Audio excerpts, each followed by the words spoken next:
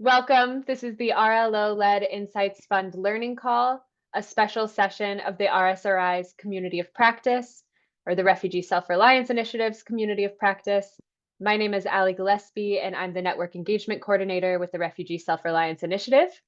If you're joining us as an attendee, please introduce yourself in the chat. We'd love to hear who is joining us today for this call. Today, we're gathered to learn from refugee-led organizations, or RLOs, who are grantees of the RSRI's pilot RLO-Led Insights Fund in 2024. So recent findings from the RSRI's Self-Reliance Evidence Review indicated that refugee voices are not adequately represented in existing research publications and knowledge generation activities. In response to this critical gap, and in line with the RSRI's commitment to learning and innovation, we launched our pilot RLO-Led Insights Fund last September. The fund aims to empower refugee-led initiatives to generate valuable insights, knowledge, and practical solutions related to refugee self-reliance, recognizing that refugees are the experts in their own communities. The inaugural round of funding was awarded to participants of recent RLO learning exchanges, co-hosted by the RSRI in Kenya, Uganda, and Ethiopia. Each organization was awarded a 3-month, $5,000 USD innovation grant to pilot research on a focus topic that contributes to the RSRI's learning agenda around refugee self-reliance. So today, each of the organizations will present on their projects. And while we may be able to take a couple of questions during our time together, our time is limited. We want to make sure everyone has the full amount of time to present. So we encourage you to continue the conversation with us during our upcoming virtual coffee hours session on March 4th. Without further ado, I would like to introduce our first presenters joining us from Youth Voices community in Nairobi, Kenya. So George Dralagar is the Director of Programs, a refugee youth advocate, a web developer who aims to bridge the digital divide. As the Director of Programs at Youth Voices community, he leads initiatives like Dijikazi, which equips refugee youth with digital and entrepreneurial skills for self-reliance. With expertise in research, policy advocacy, and tech-driven solutions, George champions refugee-led development and digital livelihoods. We also have Kamazinzi Dio, a refugee advocate, social entrepreneur, and advocacy lead at Youth Voices community in Kenya. With a strong background in refugee rights, community empowerment, and digital advocacy, he works to amplify the voices of marginalized communities, particularly refugees and youth. As part of YVC, Kamazinzi has led initiatives led on livelihoods, refugee self-reliance, and policy engagement, ensuring that refugee voices are included in key decision-making processes. He's also actively involved in public participation for Nairobi County's budget planning and has worked on projects supporting refugee entrepreneurs. In addition to his advocacy work, Kamazinzi is a musician, content creator, and tech enthusiast dedicated to using creative storytelling to drive social impact. And finally, we have Sarah Kie, leads and focuses research at YVC, complementing their advocacy department. Sarah's key interests include advocating for refugees in the context of international relations and diplomacy, as well as exploring how women in leadership roles can drive transformative change in society. So without further ado, I will hand it over to YVC for their presentation. Over to you all. Thank you so much, Ali, for having us all on the call. This at the RLO-Led Insight Fund learning. Yes, we are so happy to be here today, and I'll quickly go through our presentation. Yes, so our project, please scroll a bit. Yeah, our project is a strength in diversity, building independence for differently able refugees. Please kindly scroll down.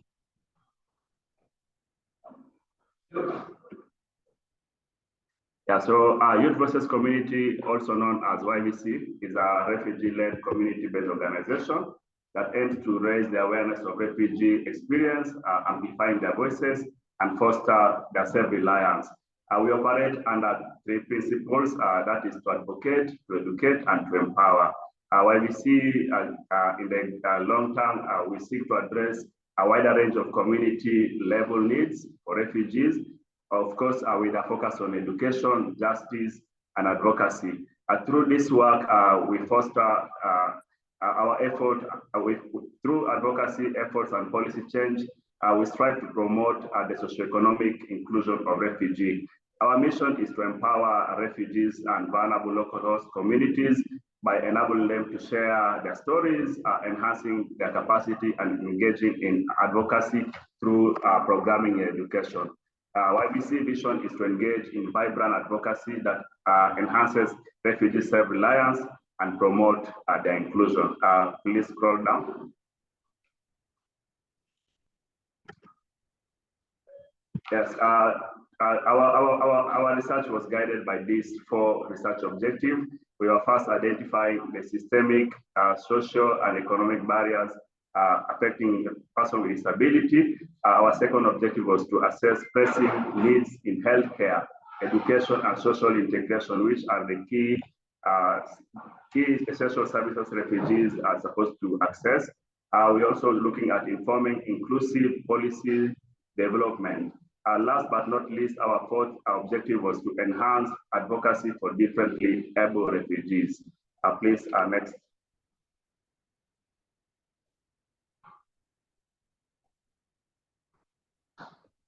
Yes, at the course of our research, we identified some key challenges, that is barriers that we identified. The first barrier was discrimination in accessing healthcare services, which is evident. There's also a lack of advocacy and inclusive policy dialogue because of maybe there's a lack of awareness among the different stakeholders. Also, we realized there's societal stigma affecting their self-esteem and long-term the integration of persons with disability. Last but not least, barriers like limited opportunities, that is job opportunities and financial inclusion to persons with disability is a barrier that we did highlight in our project. Of course, these all barriers lead to emotional tolls to persons with disability. You can see our participants expressed frustration, isolation, and psychological trauma because their needs are kind of not being inclusively addressed. Please proceed. Thank you. Just to maybe elaborate on the forms of discrimination the person with disability face in our urban areas, we did point that there was negative stereotype and discrimination being faced by this person with disability. You'll find many refugees are seen as incapable of contributing to the society simply because of how maybe they look, because of the different type of disability they have.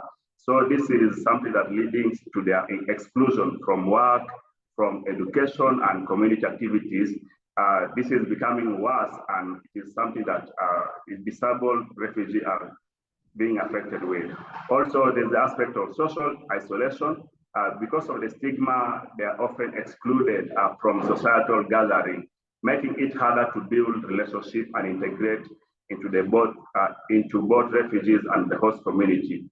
Also, limited employment opportunities was one thing that was highlighted. You'll find employers refuses to hire persons with disability, perhaps not just because of their capacity, but also assuming that they are less productive or they require some special assistance and costly accommodation. Also, barriers to education was something that is very stringent because most schools in Nairobi lack accessible infrastructure or trained teachers tailored for persons with disability. I can say refugee persons with disability. This one now leads to higher rates among refugees with disability not joining school. Proceed, please.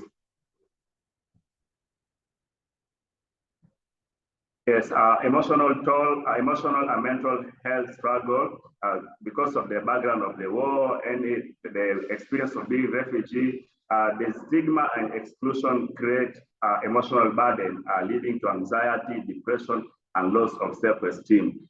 While also concluding on my part, limited access to services was highlighted. Like you can find many healthcare providers and aid organizations are not equipped to meet their specific needs. This further marginalizes them from getting maybe effective services. While also there's the aspect of family and community rejection within the community. You'll find in many refugee nationalities, cultures in Nairobi, disability are misunderstood. This leads to rejection or neglect by their own families. And thus, there's the aspect of not being included in programs and maybe decision as well. Yeah. To end on slide 6. Yeah, my colleague Akide will pick from here. I can quickly say our sample size was 43, 43 persons with disability from different regions, diverse, from diverse aspect of what kind of disability they have. Also trying to go greater Nairobi area. We covered 3 areas. Maybe my colleague can proceed from here. Thank you so much. Yeah. Thank you so much, Ali and George. So for our methodology, we employed the mixed methods, and we focused on qualitative methods and quantitative methods. So under qualitative methods, we did FGDs and in-depth interviews. So for the FGDs, we had a total of 3 FGDs comprising of 8 to 10 participants, bringing it to a total of 36 participants. We were also able to be inclusive, focusing on gender, age, nationality, and different disabilities for each participant. We also did the in-depth interviews whereby we focused on 15 individuals, 8 being refugees, 5 caregivers, and 2 NGO representatives. So for the quantitative methods, we did a survey and we had 100 urban refugees. We were also able to come up with a documentary in order to be able to capture the human side of the research findings. So this slide is the summary of the 3 barriers that we were able to capture. And from that, we can see that 80% face challenges accessing healthcare, 70% reported limited educational opportunities, and 85% experienced societal stigma. So our recommendation is that there's need for targeted support mechanisms and policy reforms. So we're also able to break down the barriers into different categories and different findings for each barriers. Next slide, please. So under healthcare, we were able to note that 80% of refugees reported difficulties in accessing healthcare services. And for our qualitative insights, we were able to note that when it comes to healthcare providers, care becomes secondary when they see that refugees are the ones trying to access healthcare due to their legal documents. And our recommendation is that there's need to train healthcare providers to know that there are different documents that refugees hold. Next slide, please. So under educational barriers, we were able to note that 70% reported challenges accessing education. And from our qualitative analysis, we were able to capture that without support, refugees' kids fall behind. And our recommendation under educational barriers is that there's need to develop inclusive programs to reduce dropout rates of refugees with disabilities. Next slide, please. So we're also able to capture the daily challenges that refugees with disabilities face, and we're able to capture this under our survey, which we noted that refugees are not able to access healthcare and security, and there's limited vocational opportunities for different able refugees, and there's lack of special schools dedicated to differently able refugee children. Next slide, please. So under societal stigma as a barrier, we were able to find that 85% experienced societal stigma, which kind of impacted their societal integration. And this is what we were able to capture from one of the participants, that their child is bullied and they don't see her potential, but they only see her disability aspect. Next slide, please. So under employment, we were able to note that 70% reported significant barriers to employment, and under our qualitative analysis, we found that participants emphasized vocational training and economic empowerment programs, and also inclusivity in that there's need for programs to be inclusive of refugees with disabilities. Next slide, please. So I were able to capture all this data, which we want to use in order to inform our advocacy efforts. So I'll pass this on to my colleague Dio to continue with the advocacy and awareness section. Thank you.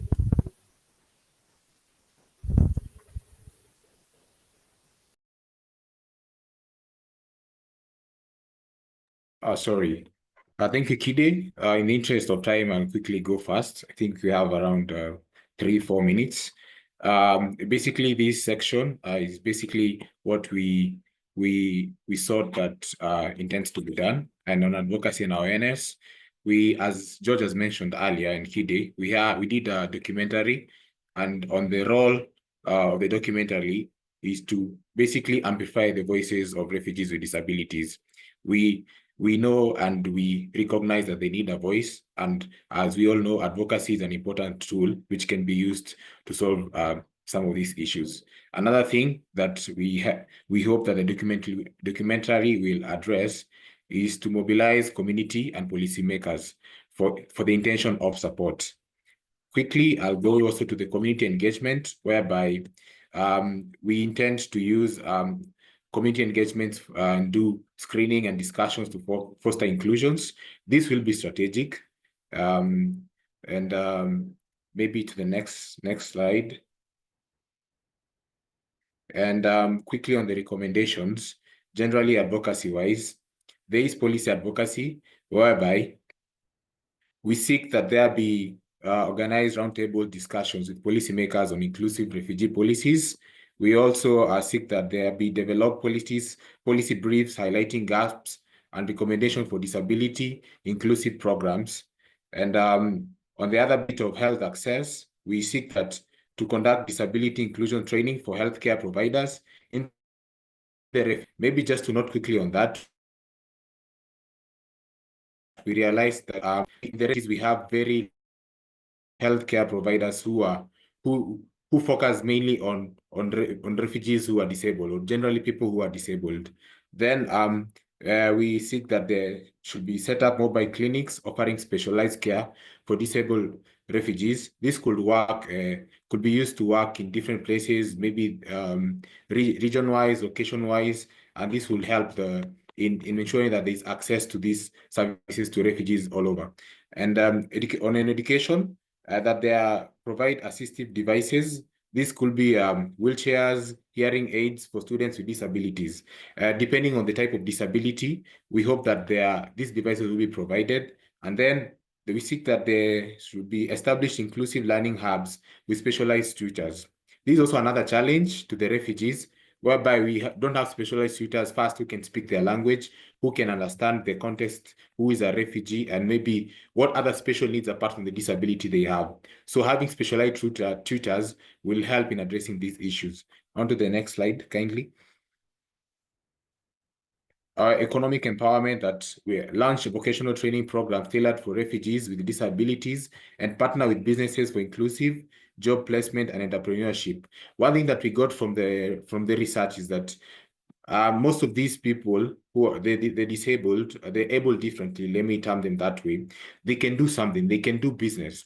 So some of them, their main challenge is accessing things like finances to start up businesses and things as such. So if you're able to empower them, it becomes easy for them even to help their families. Community awareness and campaigns.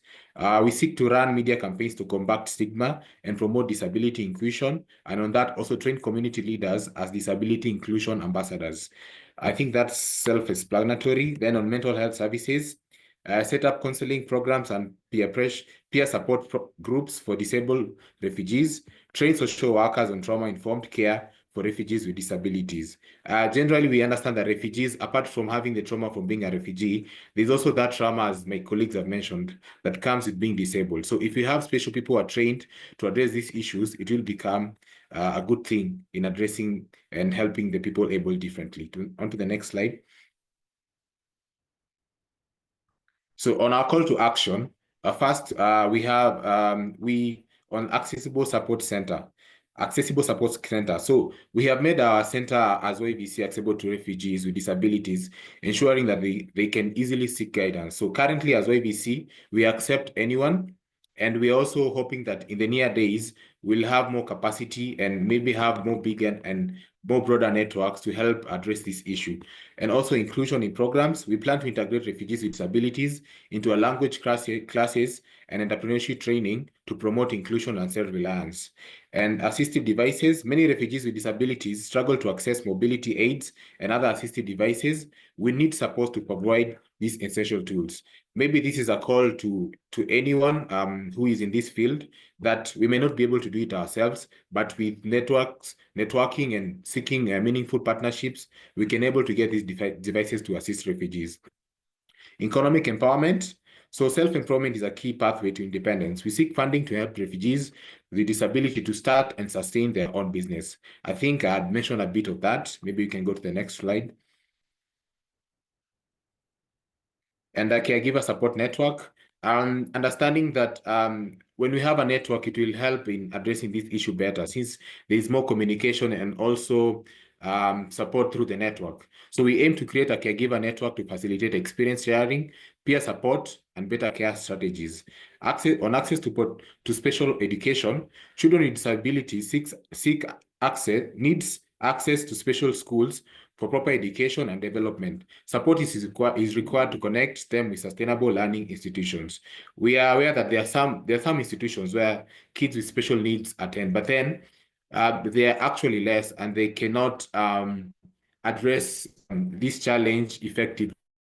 So we hope that in the near days we'll have more institutions that can be able to address this situation, and in the institutions that will also have the tutors and the caregivers trained in a special way to support refugees. On data collection on urban refugees with disabilities, there is a need to collect data on the number of urban refugees with disabilities living in Nairobi. This information will help in planning, resource allocation, and ensuring that they receive support.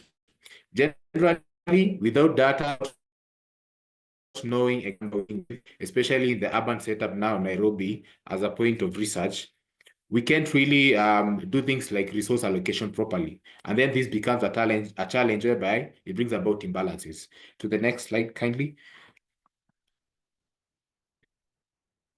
So just on the documentary overview, I have it, I think we may not be able to play it, but basically the documentary, it addresses the pressing needs in healthcare, education and economic opportunities, daily livelihoods and adaptation to systemic barriers, support systems and barriers to self-reliance, and a call to action for inclusivity and advocacy.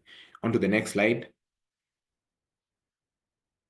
So, but we'll go to the conclusion. Maybe just to speak about the documentary, it's accessible. You can access it through YVC, and we will be able to produce it anytime anyone needs it. They can get to us through our contacts, which will be below. And we hope that the documentary will also amplify on this research that we did. And the conclusion, YVC's commitment to change. So as YVC, we are promoting that there be a shift towards evidence-based advocacy on refugee disability, and also strengthening refugees' disabilities research capacity through collaboration, understanding that collaboration is an important tool, and also enhancing and sustaining community outreach programs on disability through dissemination of information sharing within the refugee communities, improved community outreach and engagement strategies all over Nairobi.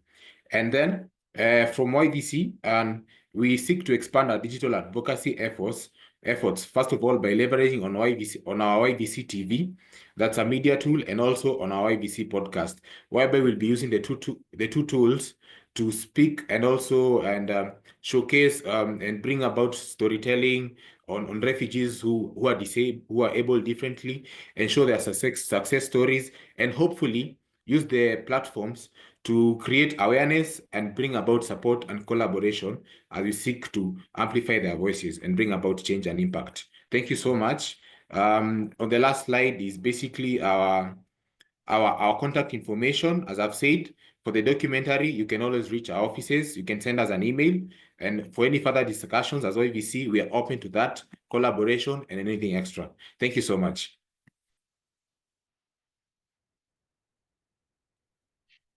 Great. Thank you so much to YVC. Huge round of applause for that great presentation and for all of this awesome learning that you are sharing with us. We will be sure to also send out a link to watch the documentary in our follow-up email to the session so that everyone can watch that piece. Great. So we are going to move on now to our next organization, which is the Ethio Friends Foundation for Refugees. So I would like to introduce our two presenters from EFFR. We have Abdul Rahman Jalan, who is the Executive Manager of Ethio Friends Foundation for Refugees. He is dedicated to helping and empowering individuals in need. As a member of the Ethiopian community, he is passionate about working with refugees and supporting their plight. With a background in computer science, he has developed a strong skill set in website development, which he leverages to enhance the organization's outreach efforts. Jalan's commitment lies in making a positive impact and influencing as many lives as possible through his work and dedication to social change.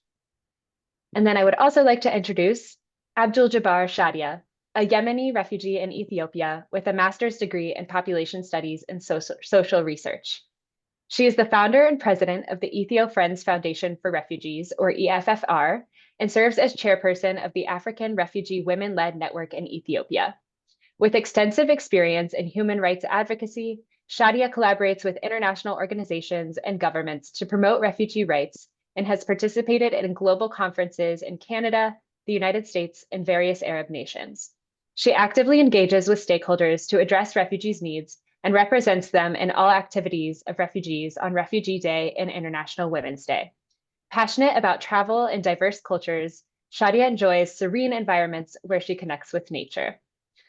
So over to you, EFFR, for your presentation, and I will share your slides on my screen now. Okay, hi everybody. Thank you for RSRI for this opportunity. I'm Shadia Abdul Jabbar. I'm representative of Ethio Friends Foundation.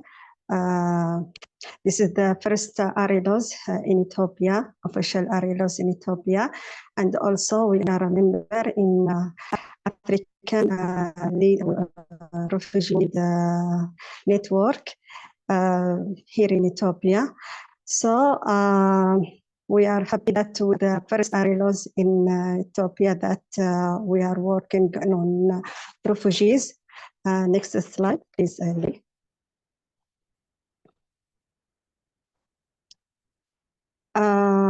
For our organization, our vision and our mission is that we are focusing on to empower refugees in Ethiopia to be able to integrate with the host community by many programs in training, vocational training, awareness, advocacy, everything. So that we are also we are working to with the host community, not only refugees.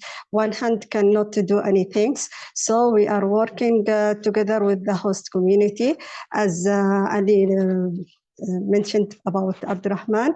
He is from host community, Ethiopian, and also we are refugees, so we work together. Next slide.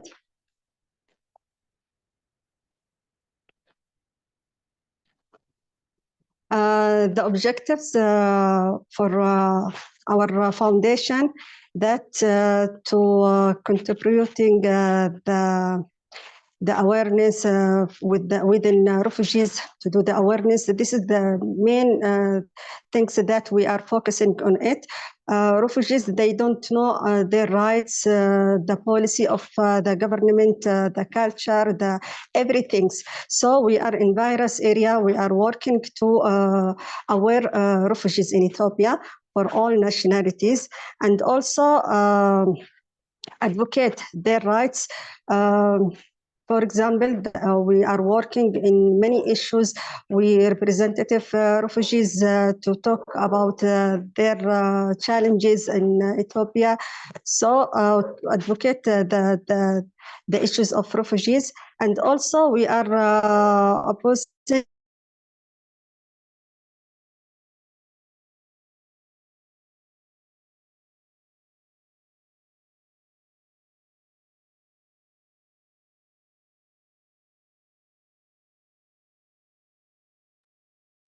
I think Shadia is frozen on my end. I'm not sure if that is the case for other people. Yes, okay. We'll just give her 1 second to sort out the tech issue.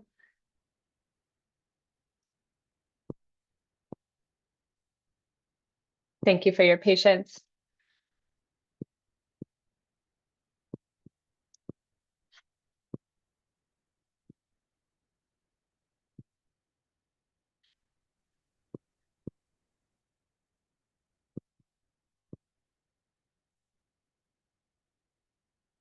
Jelana Abdulrahman, can you hear me? Yes, hello. Hi, yes. Would you like to continue the presentation? It sounds like Shadia got cut off. Shadia got cut off by me? Hello? Yes, it looks like she just dropped off the call, but maybe rejoining. Would you be able to continue on with the slide that she has? Okay, so she reached just right here, right? Yes, she's talking about the objectives of the project. Okay, just 1 second. Okay, so our objectives of the project. Sorry, at the beginning, let me begin with introducing myself. I'm sorry for the late. My name is Abdurrahman Jilan. I'm Executive Manager in Ethio Friends Foundation for Refugees. So I'm gonna pick up from where Shadia left off. So our objective, or the objective of the project, was contributing to raise awareness among refugees in economic, social, and health, cultural, and legal fields. Also, we were advocating for refugees' issues and supporting them in accessing essential resources and exercising their rights. Also, we focused on opposing gender-based violence. The fourth thing we did is contributing to the economic empowerment of refugees by providing training in entrepreneurship and improving living conditions. As you can say, giving them guide in how to rely on themselves. The fifth thing we had is like supporting and assisting refugee children in education and reducing school dropout rates, because refugees have the most or the highest rates of school dropouts due to their situations or the issues they go through. I'm sorry, if you can just give me 1 minute.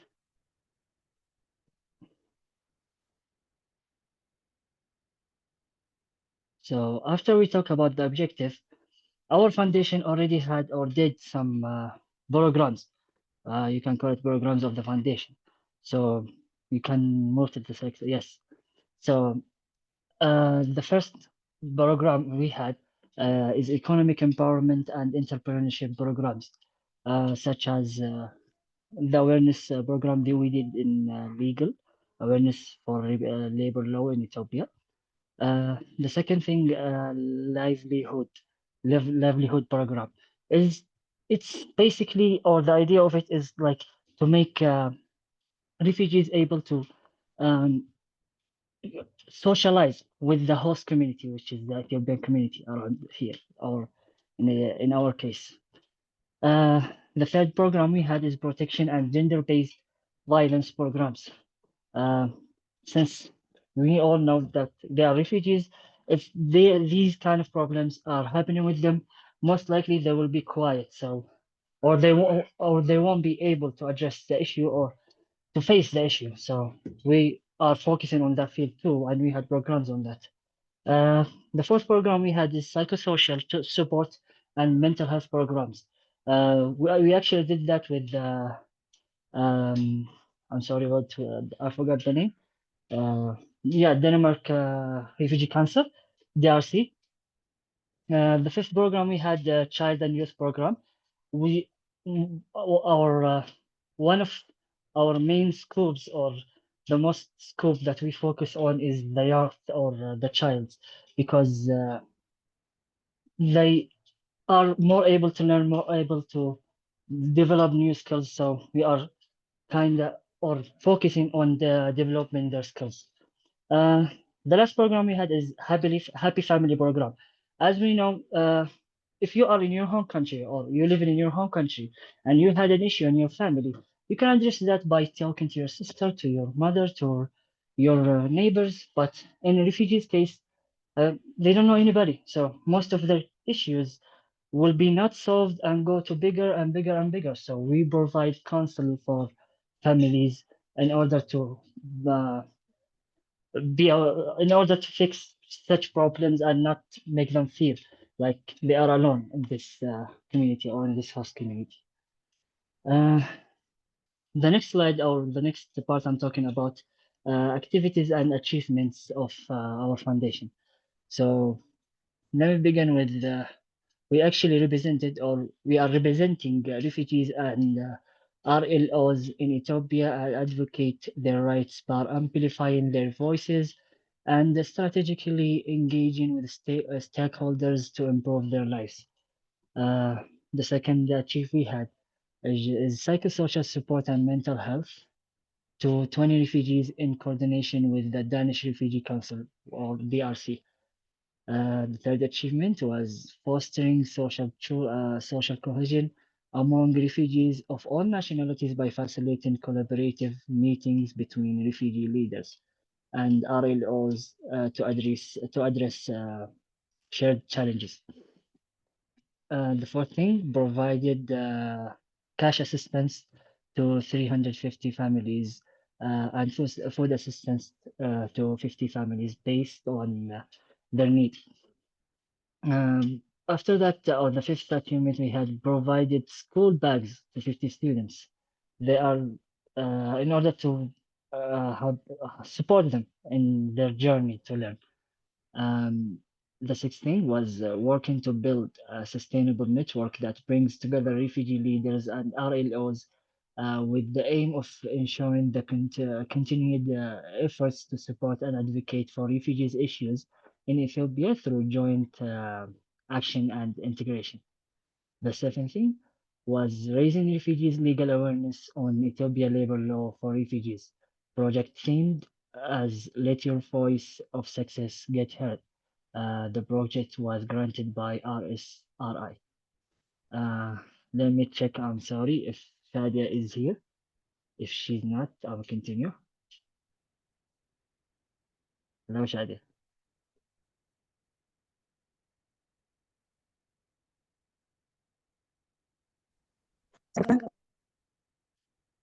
Can you continue? I have a network. Yeah, I can see. You can continue if your network is working fine now. Shadia, maybe it will help if you turn your camera off so the connection is better. Yeah, that may be better.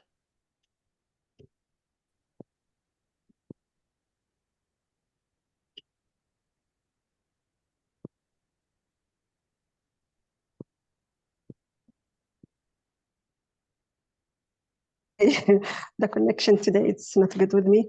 Thank you, Abdurrahman.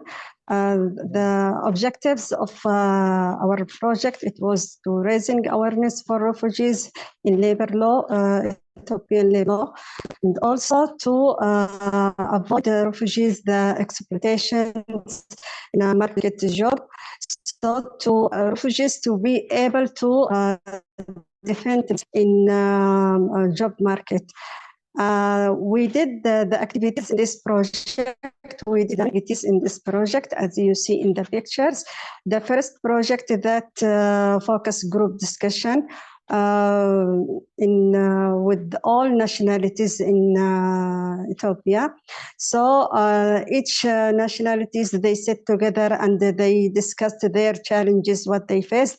And then after that, the second, next slide. After the focus group discussion, to identify the challenges that they faced in labor market. And also the same group, we did the expanded meeting to them. All of them, to discuss the challenges that each nationality that they faced, and what is the prioritize that it's urgent to do the intervention, to talk with the stakeholders from the government, from the UNHCR, RRS, this is the government office for refugees. So to talk about this, how we can support refugees in this, what's the urgent intervention. After that, we did the training workshop with the collaborating with the RRS, this is the government office. They provide us the material and the trainer that we did the training for refugees about, and what's the to able to get the facilitate to them. We are next slide. After the training, during the refugees,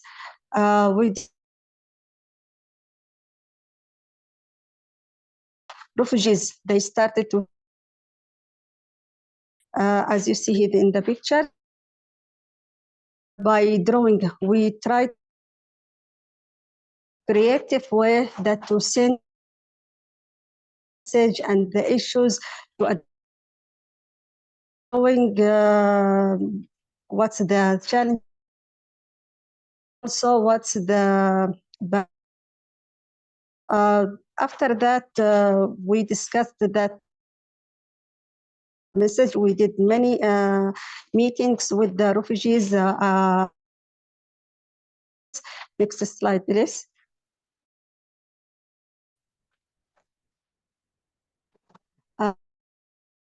Here you see the brochure, the posters, all this, it was by refugees, the idea and the drawing is. And we send these posters to all the stakeholders, and we send our message to them. Next slide.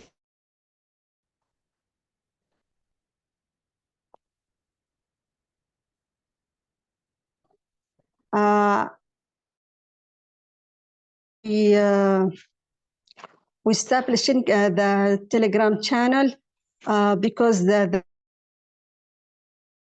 in two language. We mentioned the refugees, they are different countries, so they are not able to speak English or Amharic. Because of that, to facilitate for refugees to get the services, we translate the labor law into 5 languages, the refugees language: Arabic, Somali, Swahili, French, Tigrayan, to able to refugees to access the information about labor law and to get their rights. Also, we establishing, we did also a video, 3 minutes video by song about refugees to give them the rights. This another things that to advocate the issues for refugees. Next slide, please.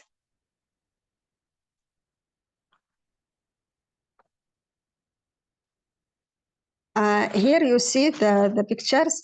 We did the closing workshop.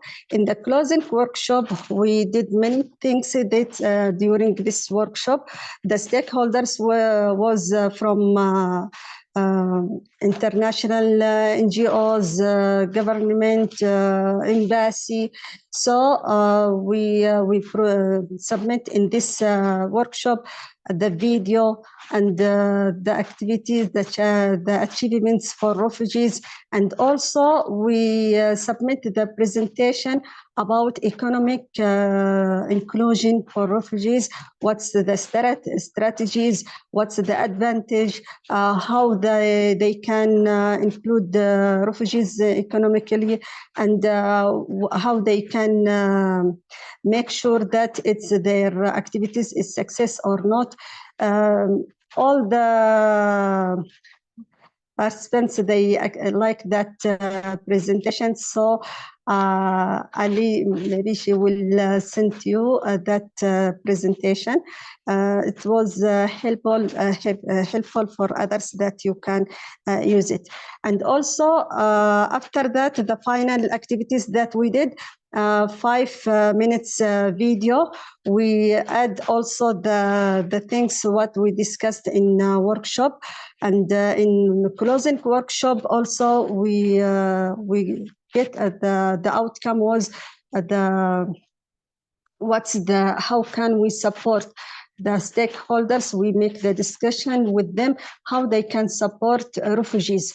So it was useful, this workshop, we get many partners during this workshop. And also the videos, 5 minutes videos, it was in English and Amharic.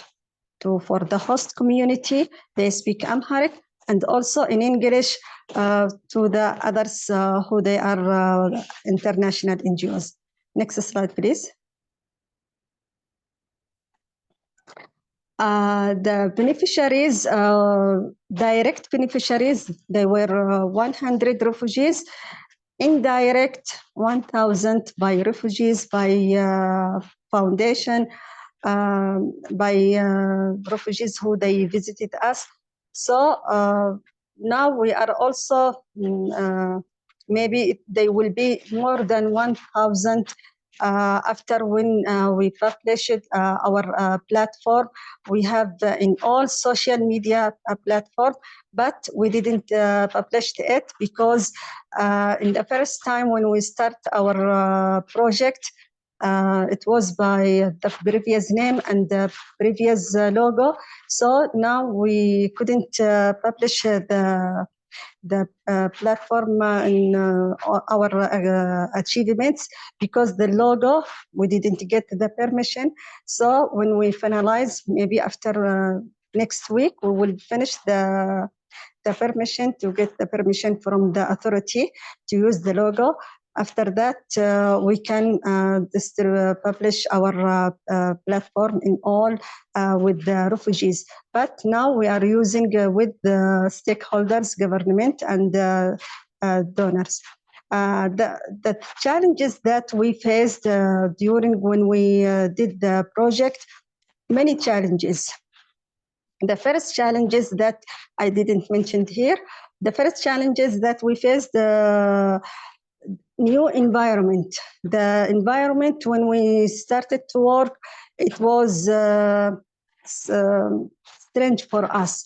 As you know, when you are not in your home, you are not with your community. So it was difficult for us in the first time. We don't know the policy, the culture, anything. So we faced the challenges that in the first time. Also, another challenges that we faced, limited resources. As RLOs, our resources, it was very, very limited. And unfortunately, we didn't get the fund from the other donors here in Ethiopia. I don't know RLOs in another country. Maybe they are lucky more than us, but here in Ethiopia, unfortunately, they didn't provide us any fund. So because of that, we tried to solve these challenges. We cooperate with us as refugees, as a host community. We work together. We use our resources that we have, laptop, mobile, like this. And another challenge is the language barriers.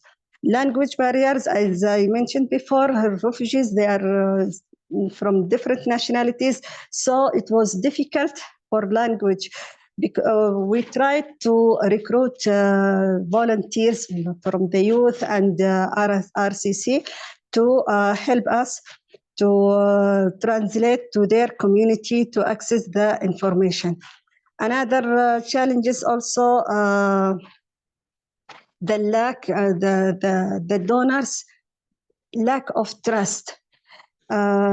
I don't know, in the first time when we started during the project, when we are working, we asked them to support us, but they didn't respond to us, unfortunately. They were monitoring us that if we success in this project or not. So because of that, we worked hard together to success in this project, that to show the others we are strong, we have a power, we can achieve everything that we can. We faced the challenge, but we can work. We want to send the message. So fortunately, this project was a good opportunity for us. We learn a lot. We get more lesson learned, and also the others they trust us now. After the workshop, closing workshop, when the stakeholders, when they see our achievements, they became able and willing to make the relationship with us. Next slide, please. Yes? Yes. I just wanted to let you know you're out of time. So if you could just wrap up this slide so we can move on to our next person. Just give your final point. Okay.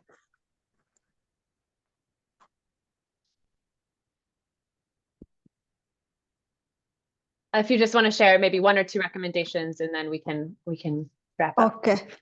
Okay. The recommendation that we want to send, this is the message that we want to send to others. The first time that connect RLOs with the other donors.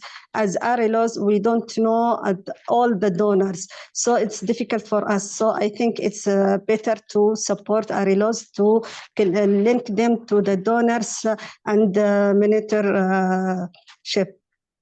Another recommendation that offering refugee RLOs consultation, cooperation, guidance like this. Another thing that it's important for us, we want to link RLOs with the European NGOs to get the experience, to link, to work together. So this is the call from our foundation, that we want to work with NGOs in Europe. Another thing is also Great.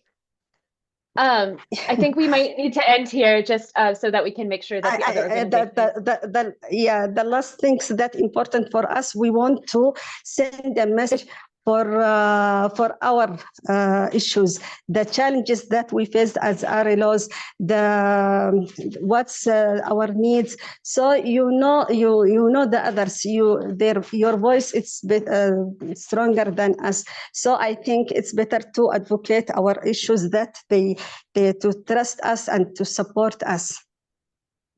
Next slide. This is the final slide.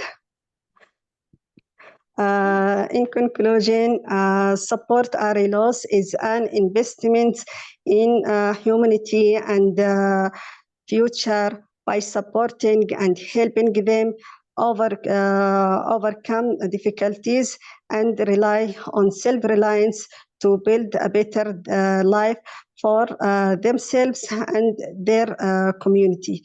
Thank you so much for this, and sorry for interruption many times by network. Thank you.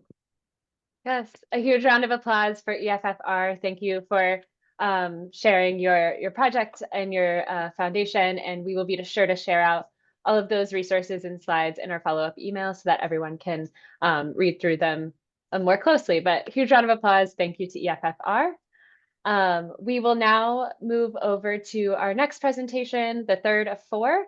So I'd like to introduce Barwani Lulinda, who is a student at Southern New Hampshire University, SNHU, pursuing an online bachelor's degree in communications with a minor in business. He is from Congo, DRC, living in Nairobi, Kenya. Barwani holds an Associate of Science degree with a concentration in the Fundamentals of Business program from the same university, a competency-based program. He is the founder and the director of Ubuntu Youth Organization, otherwise known as UYO. So with that, I will share my screen and hand it over to you, Barwani.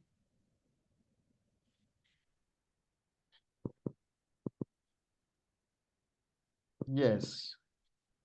I can say good afternoon, good morning for those who are out of Kenya.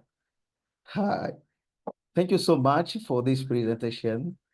Is on the way that we have to present our project, which was about voice of resiliency, refugee experience, and the self-sustainability in urban Nairobi, which was focusing on camp status and the livelihood strategies. Yes, come on, next slide.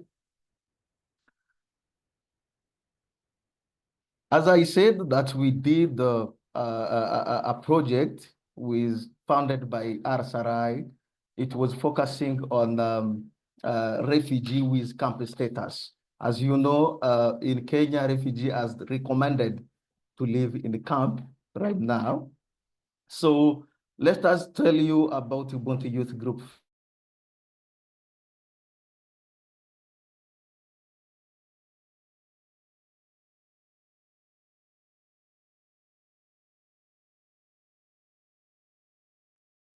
Barwani, can you hear me?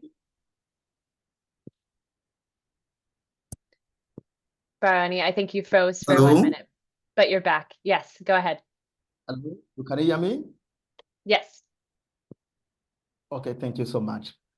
Yes, thank you so much. I said that our project was based in urban refugees or urban Nairobi, and was about voice of resiliency, how we can understand the refugee experience and the self-sustainability in urban Nairobi, focusing on campus status and the livelihood strategies. That is strategies can RLOs, UNHCR, and also Department of Refugee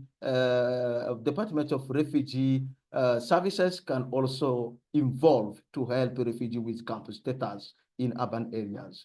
So today I want to first to introduce Ubuntu Youth Organization. Ubuntu Youth Organization is a local non-profit or refugee-led organization which is situated in Dagoretti South constituency of Nairobi, Kenya. So we are located in Nairobi, Kenya, in Dagoretti, in the Kawangware area. So Ubuntu was founded in 2016 by a group of refugees from different backgrounds, from different countries. And it is operate as a community-based organization right now. And the specific aim was to address specific need and the challenges faced by refugees, youth, and the women single mothers in urban areas like Nairobi. So the organization name Ubuntu reflects its core value of maybe how we can make peace, we can make kindness, and also inclusion. Thank you and welcome for the next slide.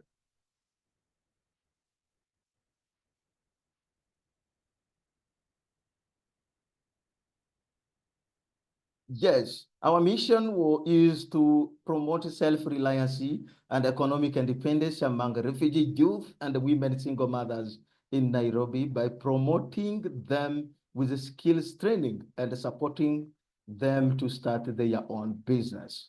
So we are dealing with handmade, so we are in the sector of business and also training. So our vision is to create a society where all youth and women single mothers have access to high quality of life. That is what we want to implement. Thank you and welcome for the next slide. Our core value is Ubuntu. Ubuntu is belong to one another. So we welcome everyone to come to Ubuntu to seek for assistance, to seek for our program, to seek for a partnership and everything. We welcome you. And number two is kindness. We give what we have. As Ubuntu, we always say as motto, we are empowered to empower others. So we provide the skills that we have to help others generate income. And number three is inclusion. We consider all. So as Ubuntu, we are not discriminating anyone. We welcome people from Rwanda, from Burundi, from Somali, from everywhere, Ethiopia, and so on, because we consider everyone. We are not discriminating. This value guides the organization of Ubuntu in its effort to foster a supportive and inclusive environment for its members and the beneficiary that we are serving. Thank you and welcome for the next slide. Our impact is since 2017 and 2024, in apprenticeship program, we helped 437. In livelihood program, we helped 279. In direct beneficiary are more than 1,300. And those who are already employed from our apprenticeship program are 27, and self-employed are 18. And in this year, 2025, in apprenticeship program, we have 110 already enrolled. In level program, we helped already 16. In direct beneficiary, we have more than 51 already registered and helped in our programs. Next slide.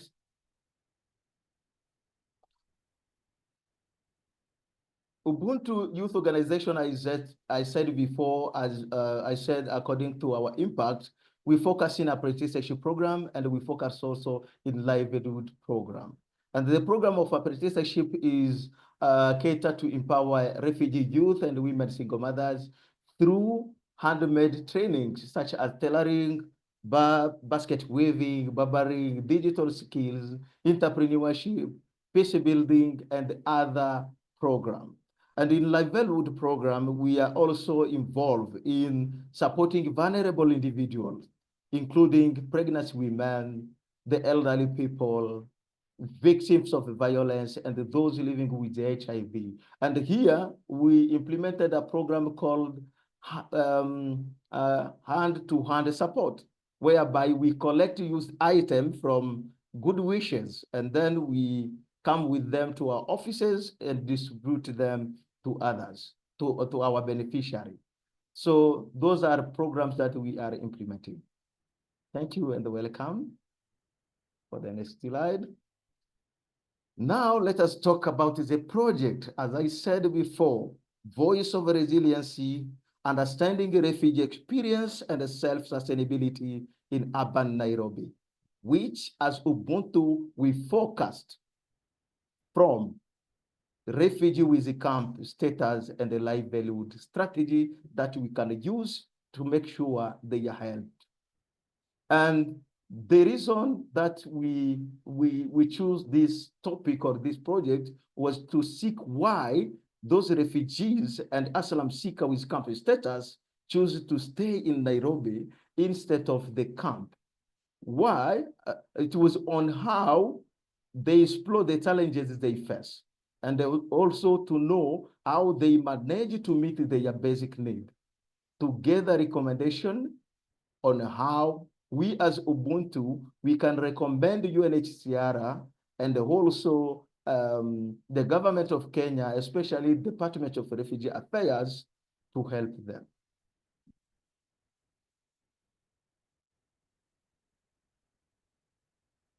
The background of this project was to do research, whereby we did our research, we conducting a workshop in 4 areas. And the first areas was Kitengela, the second one was Kasarani, The third one was Kawangware, and the last one was Isli, whereby we meet people from different countries. And number two, we engaged with 193 direct participants in our research, those who involved refugees with campus status. And also we involved 20 stakeholders from government, partners organizations such as refugee-led organization and the refugees representative areas. Those are people we involved in our research. Welcome. Yes, the picture that you are seeing here is a picture from our group discussion, whereby we discussed with people in Kitengela, we discussed with people in Isli, in Kasarani, and also in Kawangware. Thank you, and welcome for the next slide. Yes, the methodology that we used in this research was a questionnaire. We drafted 4 questions, whereby we added another one, like 5. So whereby we asked people to ask itself. And also this question, we ask people as groups. That is why you saw the previous photo. People are discussing about this. And also we did interview for one another to know what challenges they are facing, how they assess their life in this Nairobi. And we did also group discussion. Everyone can talk, can share what they have. Welcome for the next slide. We have also 2 genders. We have men and women represented in our focus group discussion.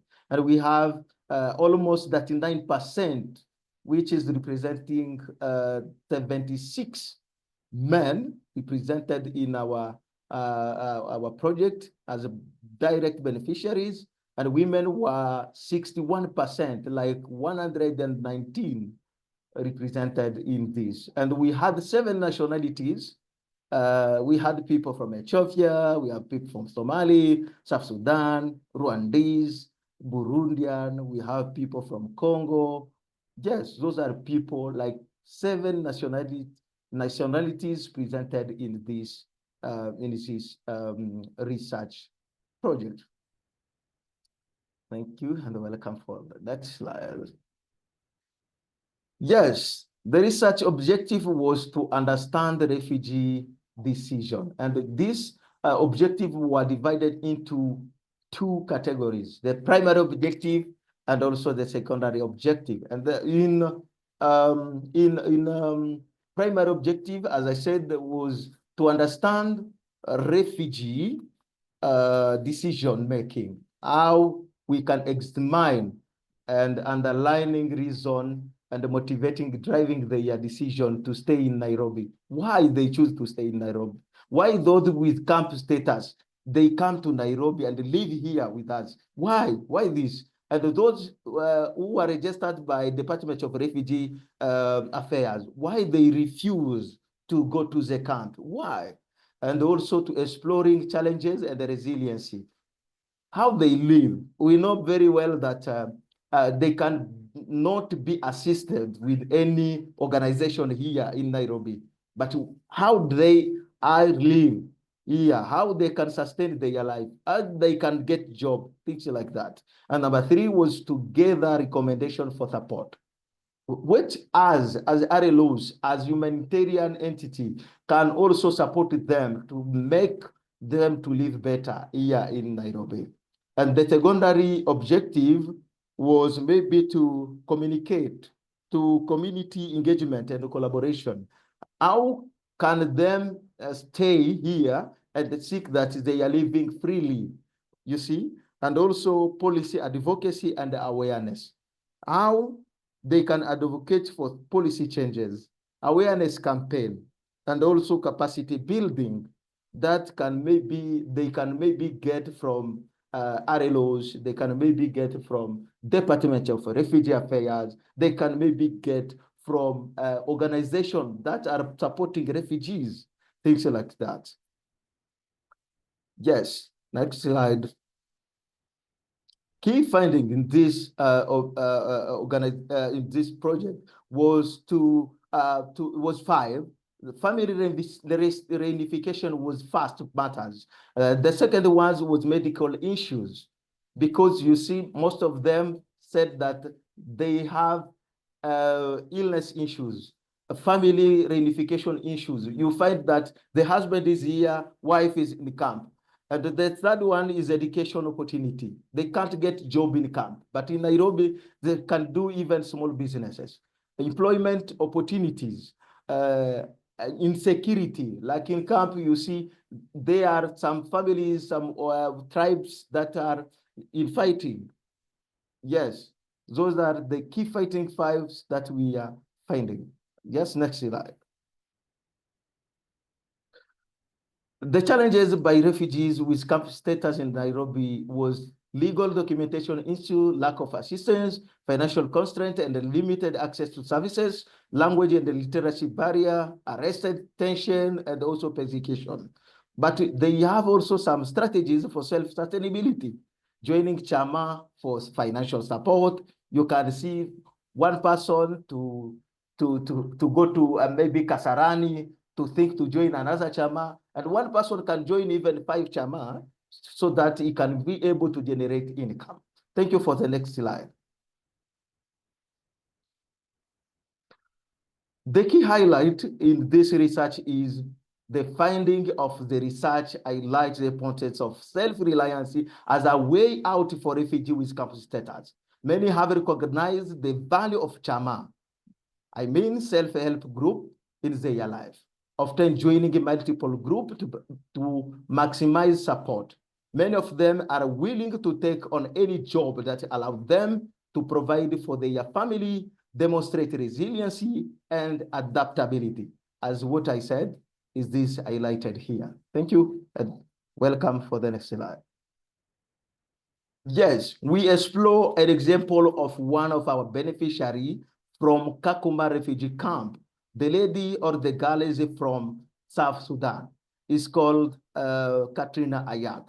Katrina Ayak said that she can't even return to her home country, and she can't also return to the camp because of trouble fighting that arises there. So I will maybe welcome you when we reach this presentation. You can go through it and know more about Katrina. Thank you. We are always say that alone we can make a difference. Together we can create lasting impact. At Ubuntu, we are welcome everyone with camp status, with urban status, to think any assistance that we can provide so that it can stay self-reliant and economic empowered. So by working collaboratively, pooling resources and sharing experience, we can amplify the reach and effectiveness of our program, creating a ripple effect of positive change in life of refugees. So you are also welcome to that as humanitarian entity. Welcome for the next. As a recommendation, we want to advocate. We do advocating. And in this, let us advocate for them to get legal document. Let us advocate for them to get good empowered in training programs. Let us advocate for them for any support that they can need. Let us advocate for them in education, in awareness campaign. Let us advocate for them in contributing to any Kenyan economic development. If I say let us, I mean we as UNHCR, we as Department of Refugee Services, we as refugee-led organization. Welcome for the next slide. As conclusion, they decided to join Chama because Chama is more vast for them. Chama, handmade jobs, and the small businesses are not just financial boosting. They are lifeline for refugees striving for self-reliance. By pooling resources, Let us sharing knowledge and fostering trust, Chama, empower individuals to take control of their economic destiny. Let us be on the first line to help our fellow refugee with campus status. Thank you and welcome for the next round. If you will need or ask us for this report, you will see things like this. Thank you so much and welcome. You can contact us for more information. Great. Thank you so much, Barwani and the team at UIO for this fantastic presentation on such an important topic. And we have one more presentation today. So I will introduce the final one. We might go about 5 minutes over the time that was listed as the ending time on this. So we hope that you will stay with us for this final presentation from Real Uganda. So I will go ahead and introduce the two presenters. We have James Wanati, who is the Program Officer at Refugee Entrepreneurship Association Limited, or REAL, in Uganda. He holds an MSc in Climate Change and Disaster Risk Management and a BSc in Agriculture, and has over 10 years extensive practical experience in building the resilience of smallholder farmers, including refugees in Uganda, through building a sustainable agricultural commodity value chain, partnerships, and commercial farming strategies to enhance income and food security for self-reliance. James has carried out several research, assessment, and documentation of information projects, including on resilience and livelihoods with different development projects and programs across the region. I would also like to welcome Noella Kabale Kalu, who is a registered Congolese refugee living in Uganda, as well as an ecopreneur, gender advocate, African feminist, and a degree holder in public law at the Catholic University of Bukavu. Her experience with internal displacement and becoming a refugee in Uganda has shaped her into a strong advocate for the displaced community, and especially women and girls.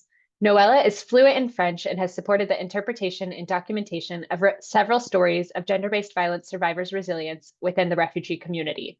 She is the founder and director of the Real Phoenix Development Initiative and chair of the Displaced Women-Led Network in Africa, a women-driven initiative dedicated to advancing the leadership of displaced women in both humanitarian and development spaces.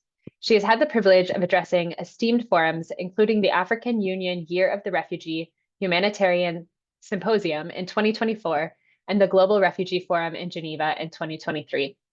Welcome, Real, and over to you for your presentation. I will share your slides now. Thank you so much.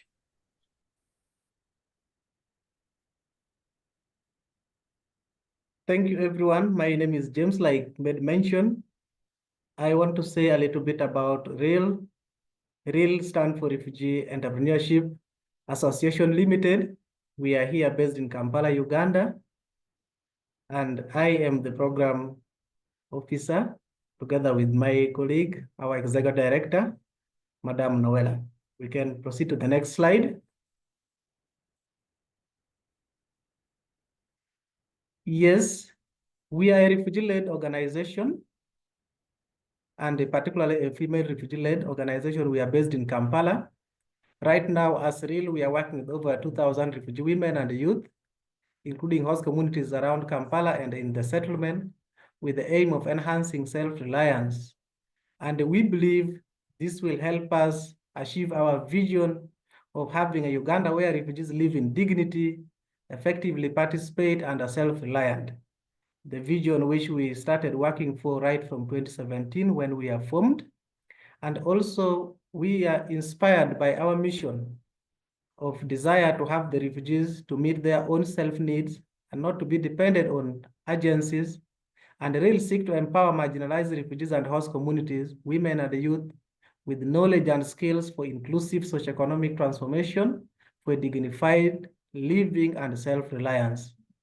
Basically, this is our vision and the mission that we are working to achieve as Real Phoenix Development Initiative in Uganda. Thank you.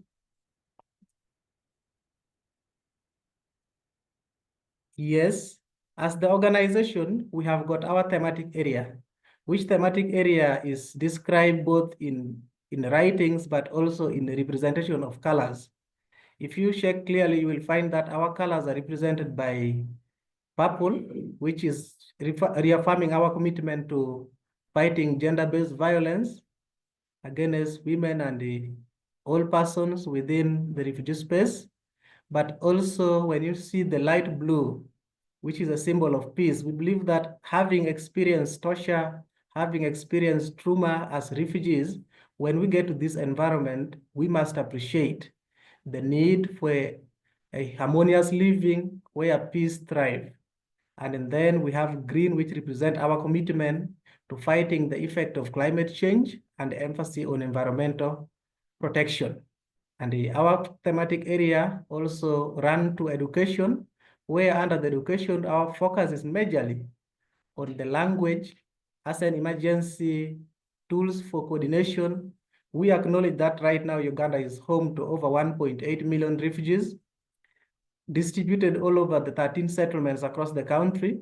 But when you look at these refugees, most of, or let me say 99% come from countries where English is not their official language. So when they come to Uganda, for these refugees to be able to coordinate, to communicate, to transact and make any form of business, it is important that they have to learn the basic English language that will facilitate communication. And that is what we provide as RLO, but also we focus on the second generational approach to early child care and development, where we take our children as a critical aspect of our life, because we believe that the welfare of the child directly translates to the welfare of the family. If the family is not economically fine, is not emotionally settled, and is not in position to provide for their children, then they are disturbed and the children will equally be affected by this. And this inform our intervention as RLO Phonics Development Initiative, or RLO. You can move to the next.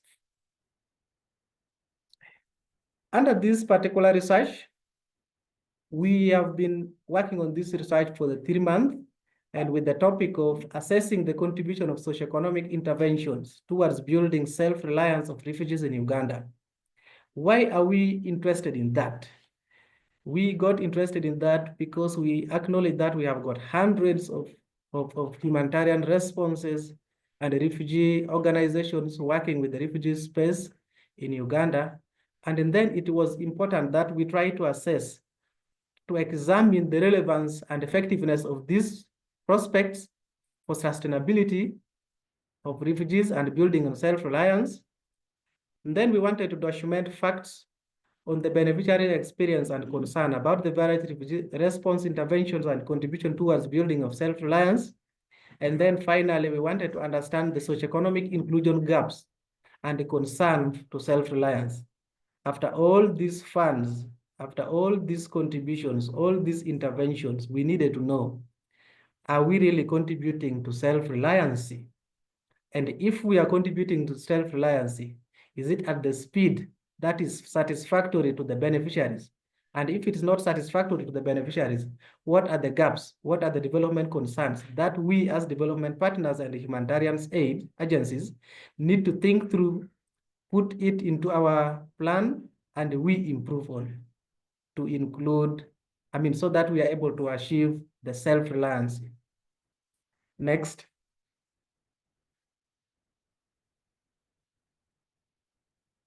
For us to be able to assess self-reliance, we look at the different areas. One, we look at livelihood of the person, and here we're able to assess the source of livelihood. We look at the income level of the persons, or income per household vis-a-vis the expenditure. We look at food security in terms of access and availability, but also affordability. Are the beneficiaries or the refugees able to afford this food? We look at availability of the production asset.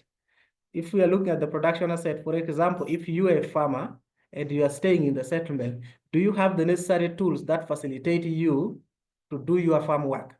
If you are a businessman, do you have the tools that facilitate the business to work? These are the things we look at the production asset. We also wanted to get to understand the forms of support which are being given to the refugees in the span of self-reliance, but also our focus was on the financial participation of the refugees into the savings and VSL inclusion, the social security aspect, the social sustainability. Are they just in groups of being refugees alone, or do we belong to any other groups that can also allow us achieve as a social community? And then we look at the gaps on resilience, and then we have our observation and recommendations. We believe this can form the decision. Thank you. And we had a target against different methodologies. Overall, we looked at individual respondents. By individual respondent, I mean individual interviews, where we targeted 60 respondents, but we were able to get to 50 of them due to the way the settlements are spread in different regions. And then we focus on focus group discussion. The focus group discussion was basically predetermined using the age, gender, diversity mainstream, where we were able to consider that the youth, the women, the elderly, and every persons of category who have lived for more than 2 years at the settlement is able to participate. We conducted 12 of that focus group discussion and also interviewed 15 key informants. Next.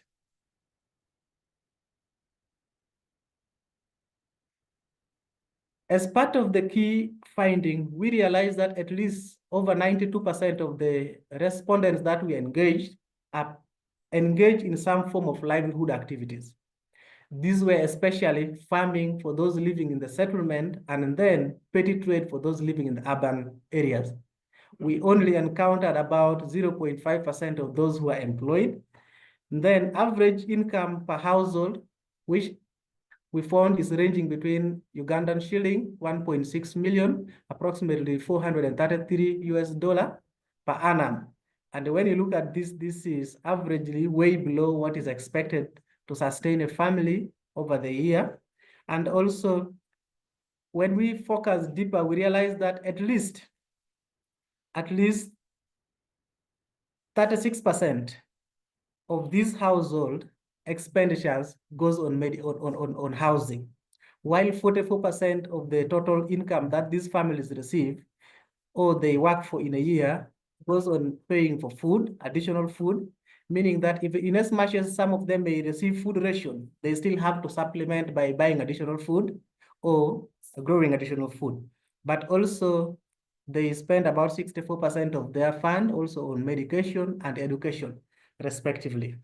Less than 10% of the respondents are involved in saving, meaning that for you to be able to save some money, you have got an excess beyond what you need on a daily basis. So only 10% of the people we interacted with are in forms of some saving.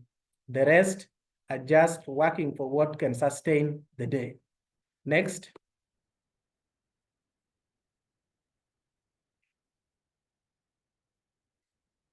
Yes, about 90% of the of the total people we interacted with during the interview or the research program have at least confirmed that they receive some form of development support from the partners.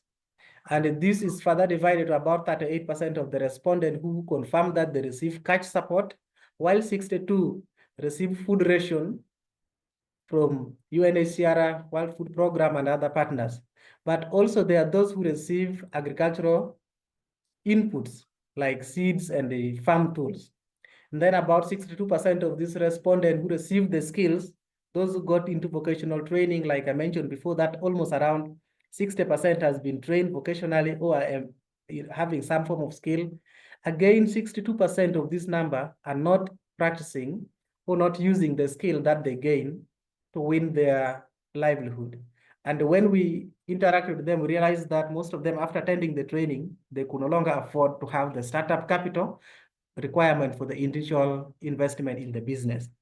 And also, 44% of the respondents said that they can live on their own without any support. And these are basically those in the urban settlement, or those are within the cities, because they're already used to their business and they've been living without support, while still 56% believe that they can be able to live on their own to some extent, but they will still require some additional support to be able to advance their sustainability and self-reliance. Thank you. Next item.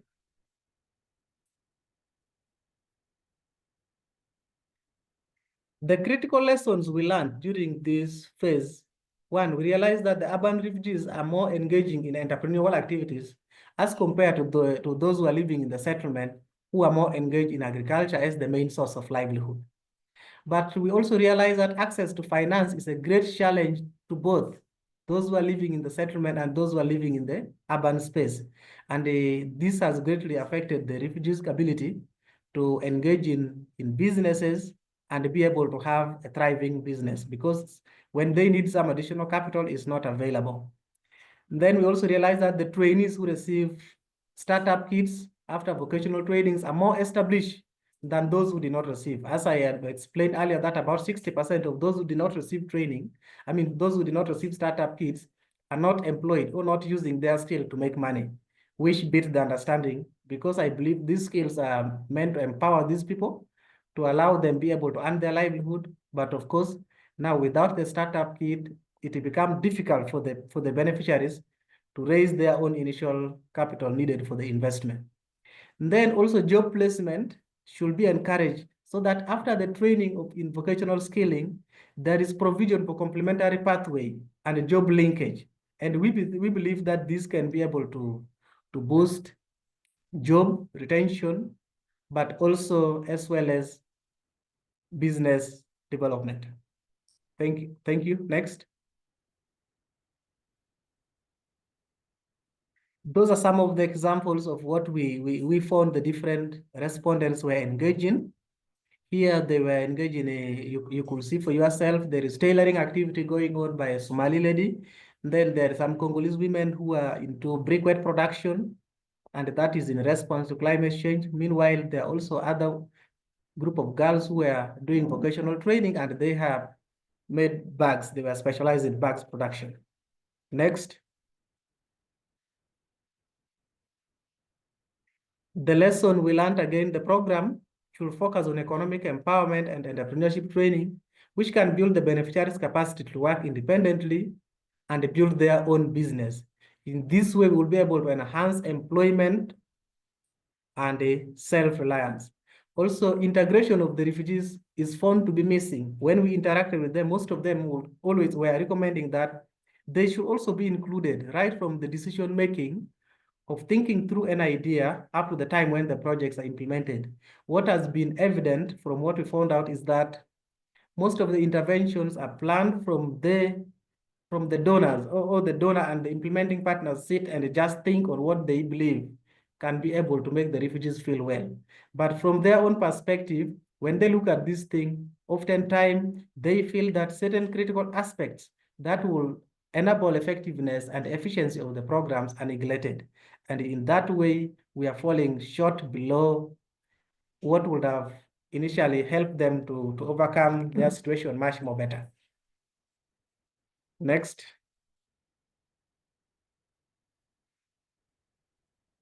Yeah, we had the challenges too amidst the work, and one of the challenges that the funding of 5,000 USD was actually little, and it could not facilitate all the activities as we had planned. And as a result, we could no longer hold a large feedback sessions, but now we were only going to focus on the online sessions that we will be able to give feedback to our different partners and the development workers within the refugee space. Then the time allocated for the data also became insufficient at some point. We needed a little more of time. The research target is also quite small. Just like I said, the fund was little. So the research target is small compared to the 1.8 million people in Uganda. We do not think that the people we have reached to are an effective representation of the refugee community that will be able to give us or depict the overall views of the affected person. And then the research target, also again, we realize that from the partners that are here, there is more of the male-headed refugee-led organization who are in the refugee space compared to women-led organizations. And this depicts a gap or inequality in the perspective of participation already. And that is where we think we should be very deliberate and intentional going forward. I have a colleague, Madame Noella, who is my boss. She will be able to do the remaining part of it. You're most welcome, Noella.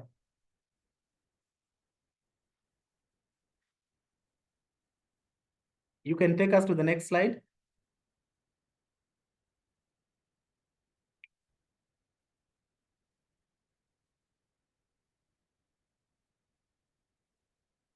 Next slide, please.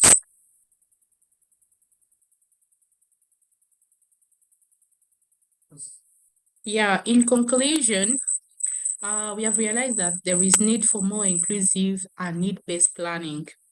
Because as far as you see the research is concerned, we feel like being an organization that is working towards the promotion of gender equality and addressing gender-based disparity and inequality, it is very, very paramount that we bring also the women lens into the conversation, into the research space. We feel like many women are being left out, and most research results are not really interpreting that. And then there is also need for training in order to support refugees with startup capital for fast and effective results.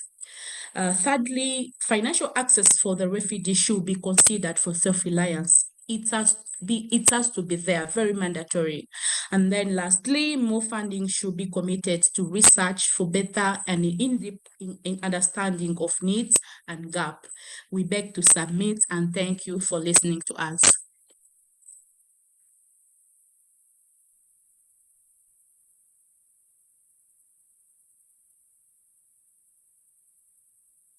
Thank you so much.